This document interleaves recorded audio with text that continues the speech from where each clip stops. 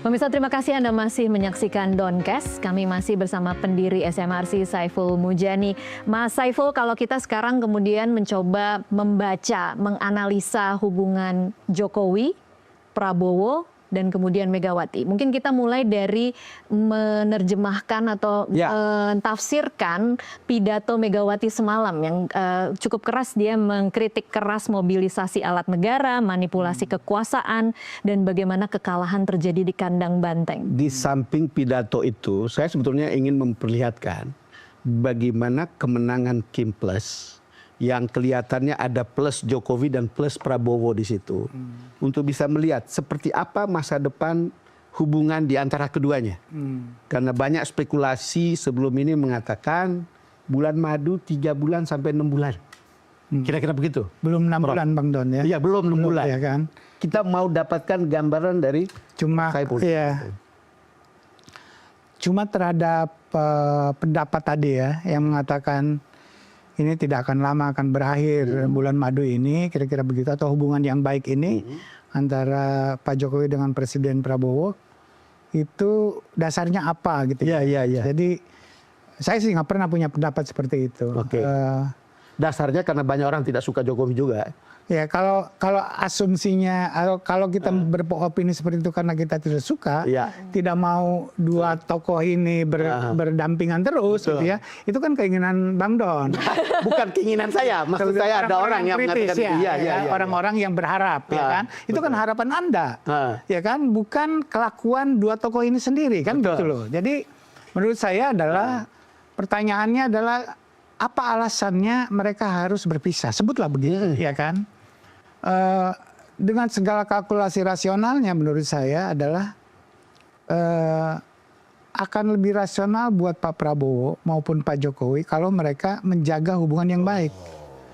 Ya dong. Ya, rasionalitasnya apa? Iya, rasionalitasnya apa adalah satu, selama ini katakanlah sukses politik Pak Prabowo sedikit banyak atau bahkan banyak sekali itu berkaitan dengan Pak Jokowi. Dan Pak Jokowi walaupun sekarang sudah pensiun gitu ya, dia masih tertarik dengan politik, masih kerja politik sebetulnya begitu. Kedua, putranya sendiri adalah wakil presiden. You know? Jadi Pak Jokowi masih punya nilai politik, kira-kira begitu. Oke. Dan selama 10 tahun seperti yang saya katakan tadi adalah dia udah investasi banyak di dalam politik Indonesia ini. Gitu ya. Pada waktu itu Pak Jokowi tidak sungkan-sungkan menggunakan resources negara untuk kepentingan politik. Ya kan? Hari ini ketika kemudian publik punya persepsi negatif kepada Jokowi, Prabowo tetap berdiri di samping Jokowi. Iya. Dan yang negatif itu segelintir orang. Hanya segelintir. Itu yang harus digarisbawahi. Hanya segelintir, Bang Don. Itu, Bang. Sama Saiful. Bang Don, dan teman-teman jurnalis itu. Ya kan, bukan seluruh Indonesia. Bukan seluruh Indonesia. Itu faktanya adalah Prabowo dipilih jadi presiden. Ya kan? Satu. Pilkada disapu bersih. Ya kan? Yang didukung oleh Pak Jokowi ini. Kenapa tadi pertanyaan kita mulai dengan hasil pilkada? Artinya kan kalau kita lihat hasil pilkada ini kan bisa jadi starting point untuk Pilpres 2029. Betul. Artinya kalau lihat hasil pilkada lalu kemudian keduanya jalan bersama, ya mestinya bisa kemungkinan sampai 2029 itu. Yes. Saya tidak melihat bulan madu 2-3 bulan. Ya. Ini targetnya yang jangka panjang. Atau menengah sampai setidaknya 2029. Kita tidak berharap sesuatu yang buruk terjadi Pak Prabowo gitu kan. Pak Prabowo sukses, kita harapkan jadi presiden 5 tahun ini dan kemudian maju kembali dan Gibran tetap menjadi wakilnya, iya kan? Kan itu hal yang normal dalam politik, iya kan, tidak terjadi goncangan seperti itu. Caranya ya jangan pecah dengan Pak Jokowi dong, salah satu unsur perekatnya, iya kan? Oleh karena itu justru saya tidak mengerti kalau orang beropini Pak Prabowo akan meninggalkan Jokowi, apa poinnya? Ini poin yang sangat menarik. Iya. Pertanyaan berikutnya adalah, sekarang ada Pak Prabowo, ada Pak Jokowi. Posisi Ibu Mega itu di mana dalam kasus seperti ini? Mau join atau tetap di luar gitu? Karena di sini ada Pak Jokowi. Saya kira Pak Prabowo sudah membuktikannya. Setidak-tidaknya dalam beberapa bulan ini. Tesnya adalah pilkada ini. Apakah Pak Prabowo tidak bersama-sama dengan Pak Jokowi dalam pilkada ini? Kan sama-sama. Sama-sama. Dan mengabaikan Ibu Mega. Iya kan? Jadi Pak Prabowo melihatnya ini politik biasa saja. Iya kan? Jangan marah lah Ibu Mega, kira-kira kayak gitu ya. Kalau mau ya bersama-sama dengan kita. Kan Pak Prabowo ingin banget Ibu Mega bersama-sama. Tapi kan? Mega tidak akan Tapi mau Ibu Mega masuk kan kalau tidak masih ada mau. Jokowi. Iya, kira-kira kayak begitu kan. Kalau Pak Jokowi kan tidak persoalan dengan Ibu Mega dan tidak persoalan dengan Pak Jokowi.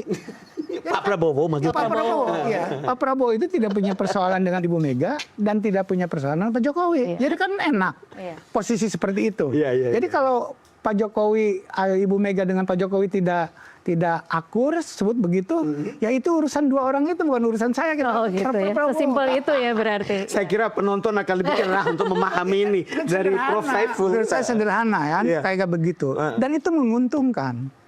Buat apa saya harus bermusuhan dengan Ibu Mega? Ya kan? Kalau bisa Ibu Mega dengan saya. Mungkin Soalnya bertanya- begini. Bang Do dulu, Bang Do. 9 dari 10 orang PDIP. 10 orang kita tanya orang PDIP soal hubungan antara Ibu Mega dan Pak Prabowo, 11 mengatakan baik-baik saja. Ya, 11. 11 mengatakan Yang satu siapa Bang Do? Kedua, orang-orang dekatnya Pak Prabowo maupun Jokowi, kalau kita tanya 10 orang, 11 yang mengatakan 2 orang ini punya hubungan baik-baik saja, tidak ada masalah. Pak Prabowo sama Jokowi. Iya, betul. Baik-baik saja gitu. Cuman kan di luaran sana, segelintir atau apapun lah ceritanya, kan orang selalu berpikir, aduh kok politiknya kayak begini gitu. Benar. Ingin sesuatu yang beda. Gitu. Itu kira-kira. Iya, betul. Itu betul, tapi itu harapan dan keinginan penonton. Iya kan? Iya, bukan seorang pengamat yang objektif. Oke. Iya kan? Objektif artinya kita harus memahami kepentingan Pak Prabowo apa, kepentingan Pak Jokowi apa. Ini ya bukan kan? berpikir pragmatis ya Mas Saiful? Bukan. Berpikir seperti ini bukan berpikir pragmatis. Bukan berpikir pragmatis, kita mungkin objektif.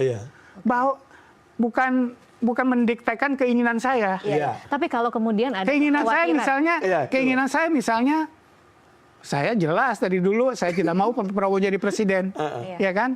Senang sekali kalau itu pecah antara Pak Jokowi dan Pak Prabowo kan gitu loh, hancur-hancurin lampau di situ, ya kan? Itu keinginan saya, ya kan? Fakta objektifnya? Tapi fakta objektifnya kita sebagai ilmuwan sebut begitu, intelektual, adalah bahwa bagi Prabowo sangat menguntungkan kalau dia bersama-sama dengan Jokowi.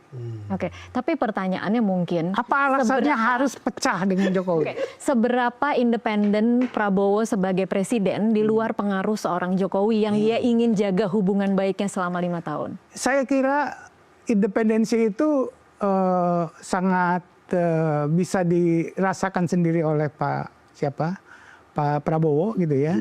Dan selama dia merasakan nyaman dengan semua ini, langkah-langkah misalnya katakanlah di Jawa Tengah yang ingin jadi gubernurnya adalah Pak Lutfi, misalnya kayak begitu. Saya endorse lah ya. Misalnya kayak gitu, Pak Prabowo tolong di endorse ini. Oke, Dia kerja. why not? Oh iya. Iya, Jadi kan? dia akan kerjakan semua yang diinginkan oleh Jokowi selama itu tidak mengganggu dia. Gitu. Selama itu menguntungkan. Emangnya Itu politik. Emangnya politisnya kayak apa otaknya? Gitu.